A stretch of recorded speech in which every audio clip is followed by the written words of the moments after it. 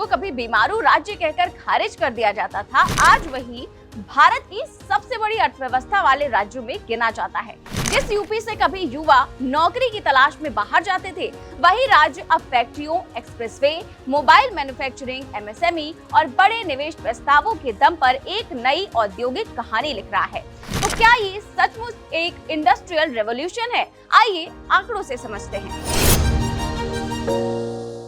2017 में उत्तर प्रदेश की जीडीपी करीब 12.75 लाख करोड़ रुपए थी, लेकिन आज 2026 में यूपी की अनुमानित अर्थव्यवस्था करीब 36 लाख करोड़ है। पर कैपिटा इनकम लगभग 40,000 से बढ़कर 1.26 लाख रुपए तक पहुंच गई है। वहीं एक्सपोर्ट्स करीब 2 लाख करोड़ रुपए तक पहुंच गया है।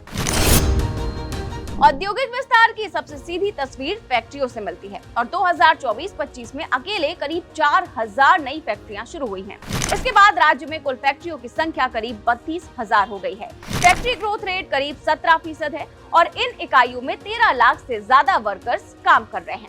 एनुअल सर्वे ऑफ इंडस्ट्रीज 2023-24 के मुताबिक उत्तर प्रदेश देश के टॉप 15 इंडस्ट्रियल स्टेट्स में चौथे स्थान पर पहुंच गया है।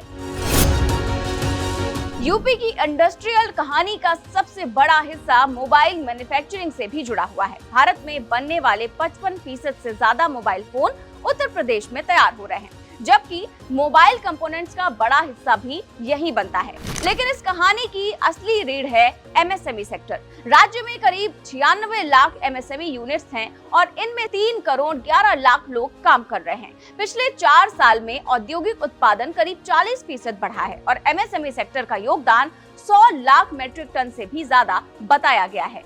यहीं से जुड़ती है ओडीओपी यानी कि वन डिस्ट्रिक्ट वन प्रोडक्ट योजना। आंकड़ों के मुताबिक 5 लाख से ज्यादा युवाओं ने ओडीओपी के जरिए अपने वेंचर्स शुरू किए हैं और 3.14 लाख उद्यमियों को सीधा फायदा मिला।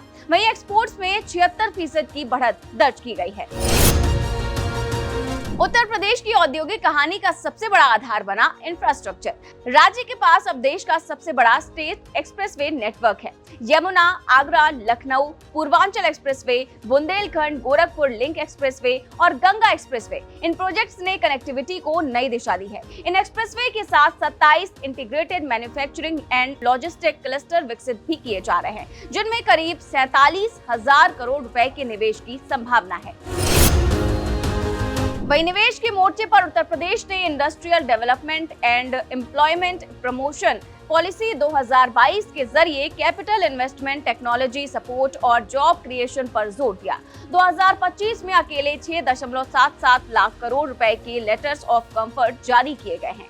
इसके अलावा 2 ग्लोबल इन्वेस्टर समिट के जरिए राज्य को करीब 40 लाख करोड़ रुपए के इन्वेस्टमेंट कमिटमेंट्स मिले हैं। अब बात रोजगार की, क्योंकि किसी भी इंडस्ट्रियल रेवोल्यूशन की असली परीक्षा यही होती है।